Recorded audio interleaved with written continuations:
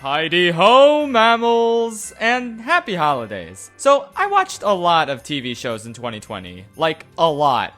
It's not like anything else was happening in my life, so this is the perfect time to catch up on some pop culture I've missed out on over the years. I watched Arrested Development, The Good Place, The Simpsons seasons 1 through 4, and New Girl seasons 1 through 2, all of which were varying levels of good, and I'd rank them in the order I said their names in. But there's one show I watched this year that's even better than all of them. One show I'd legitimately rank alongside BoJack and Avatar as one of my top 3 favorite shows of all time. And that show, of course, is Community. Barack Obama is scared of me because I pissed on the moon, you idiot! Community is one of the funniest, most creative, most experimental, most enjoyable things television has ever given us. It should be illegal for a show to be this brilliant. Season 1 was really good, seasons 2 and 3 are straight up some of my favorite seasons of television ever, and seasons 4 through 6, sure do exist. They have their moments, but I can't overstate what a perfect run of television those first 3 seasons were. See, at first glance, this just looks like a regular-ass sitcom about an unlikely group of friends going to community college together. That's what the majority of season 1 episodes are. But as the series progresses, things start to get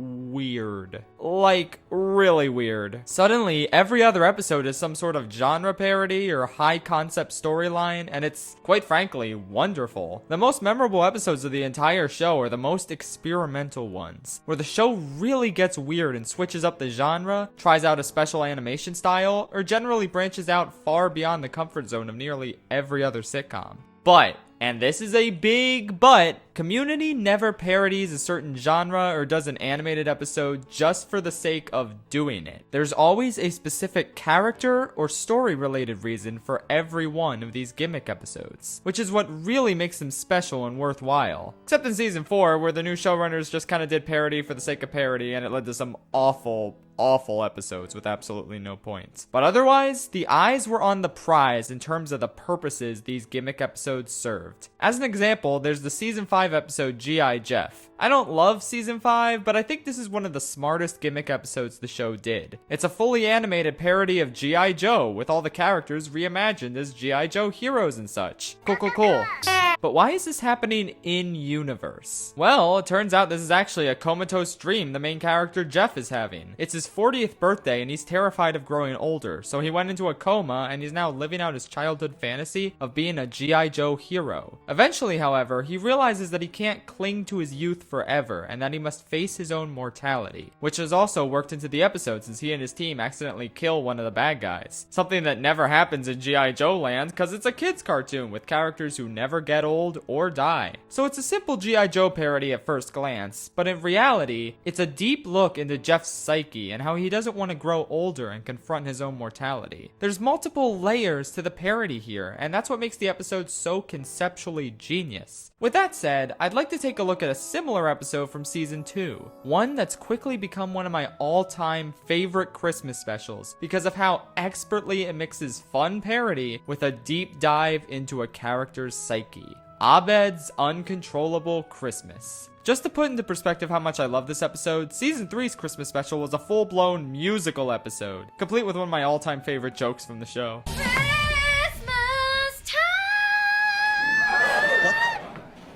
Oh, Brit is in this? God, I love the Dean. So when I tell you that I love Abed's Uncontrollable Christmas more than the musical episode, you know it's gonna be a good one. The first point in this episode's favor is that it centers around Abed, who is undoubtedly the heart of the show. Abed has trouble relating to others and frequently gets lost in his own world, but he understands TV. It makes sense to him. It has structure, logic, and rules. He often tries to equate TV concepts to real-life situations. First year of school coming to a close? That's a wrap on season 1. Everyone's arguing about a lost pen.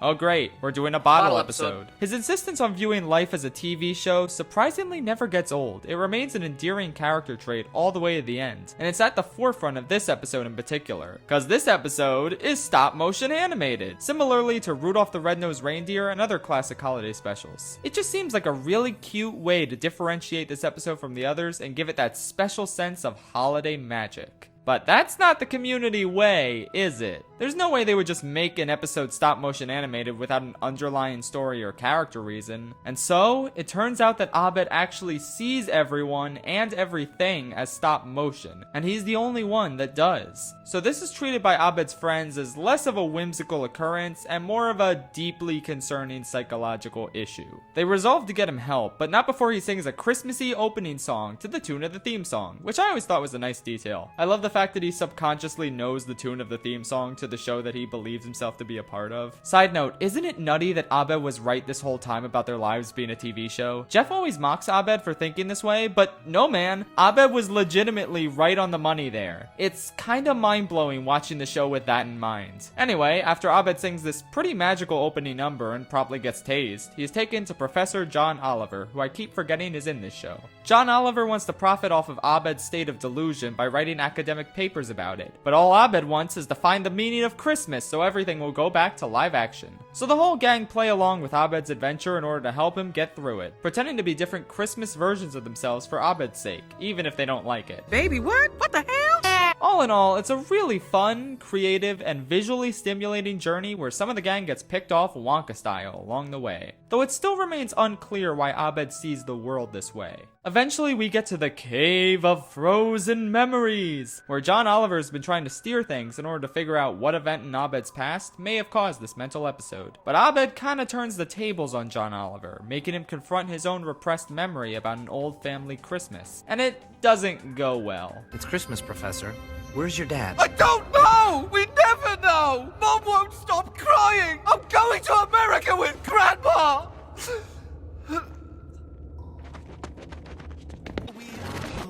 And this is important for later, so remember it. After self-destructing the Cave of Frozen Memories, Abed boards a train with Troy and Annie, who I'd argue are his two closest friends out of the group. Not that there's any argument to be made with Troy, of course. This is where our characters start to discuss what Christmas means to each of them, and it's really notable because none of them should technically celebrate Christmas based on their faiths. Troy's a Jehovah's Witness, Annie is Jewish, and Abed is Muslim, but they all have a fondness of the season, especially since Annie and Abed both have at least one divorced parent who did celebrate Christmas with them. It was complicated for both of them, but they still love the Christmas traditions they did get to celebrate.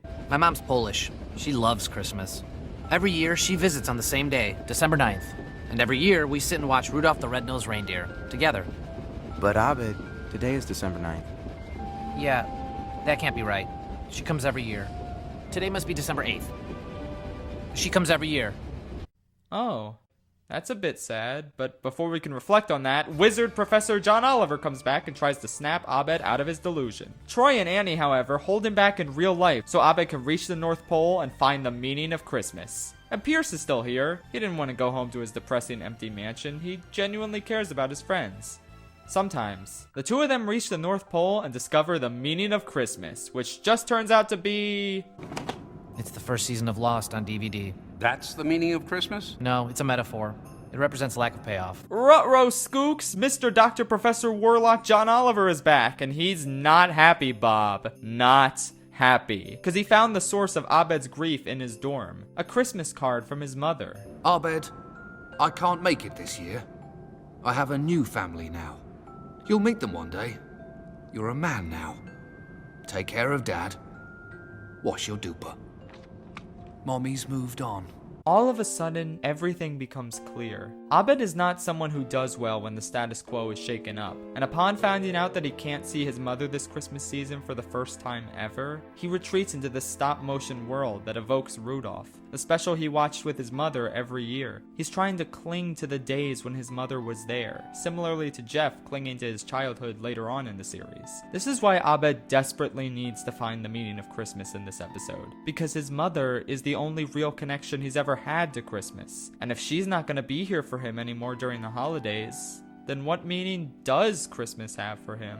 Well, he couldn't find it on his own. The only thing his mind can come up with is the first season of Lost on DVD. And hearing the note from his mother that kicked off this whole delusion again sends Abed into a catatonic or frozen state. He couldn't figure out what Christmas means to him without his mother in reality or in his fantasy. When Pierce calls John Oliver out for doing this to Abed, John Oliver argues that this is simply what Christmas does to people. Remember how I said to remember his Christmas memory? how his family was never together during the holidays, how he had no idea where his dad was and he was getting ready to leave his home behind for America. John Oliver is the anti-Abed in this situation. He grew up with bad memories of the season, so as an adult, he distances himself from caring about Christmas and putting too much meaning in it. He never had the sort of meaning of Christmas that Abed had growing up, and as a result, he can't empathize with Abed now. He just assumes that Abed needs to similarly grow up and stop pretending that Christmas has any meaning, since even if it seems to for a while, eventually that meaning goes away.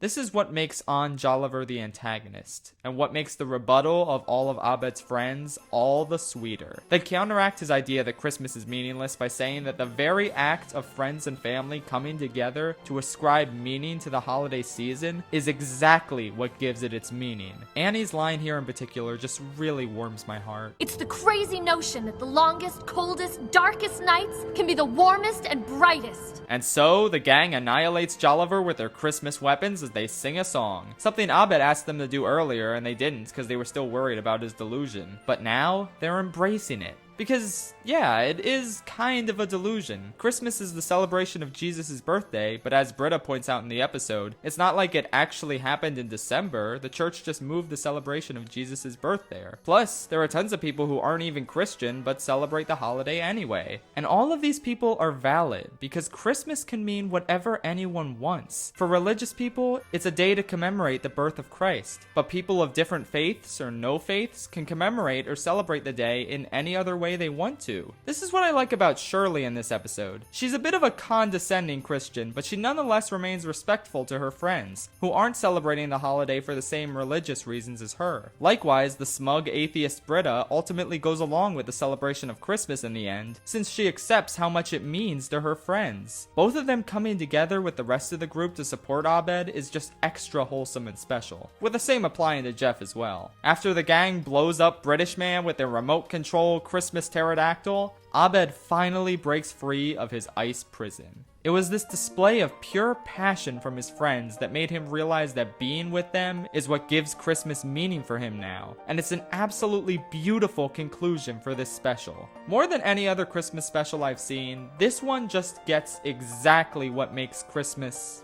well, special. It's whatever you do to make it special. The traditions you look forward to year after year, whether they're religious services, get-togethers with family and friends, or watching certain Christmas specials. And if, for whatever reason, you have to give those traditions up, or if you never consider Christmas to be special in the first place, it's never too late to start a new tradition and find new meaning in the holiday season. Abed and his friends return to the study room and watch a Christmas special together, with the reflections of their live-action selves visible in the TV. And that's Abed's Uncontrollable Christmas. One of the most magical and innovative Christmas specials, or television episodes in general, I've ever seen. It takes full advantage of the show's tendency to be meta and crafts a brilliant, layered story with an exceptionally strong emotional core. Plus, it looks great visually and it's super funny. Please give it a watch this holiday season. Even if you've never seen the show before, you could still find a ton to enjoy in it. Boot up Netflix and find Season 2, Episode 11 of Community. Actually, scratch that. It's literally been uploaded to the Community YouTube channel the day that I finished editing this. So, yeah, that was kind of bad timing. It couldn't have released a week ago. Oh well, there's no excuse anymore. It's free on YouTube. I'll put a link in the description. I will comment right here. I sent myself here, so that way you don't have to say that Schaeferla sent me here or anything. You can reply to my comment though if you want. This episode is indeed streets ahead, so watch it please. If you like it, maybe start watching the show from the beginning afterwards, because I can't stress enough just how amazing it is. Watching this episode in particular has quickly become a new holiday tradition of mine, and I hope it becomes one for the rest of you as well. Thanks for watching, and happy holidays, y'all. Make this season a special one. Troy and Abed in the 90s.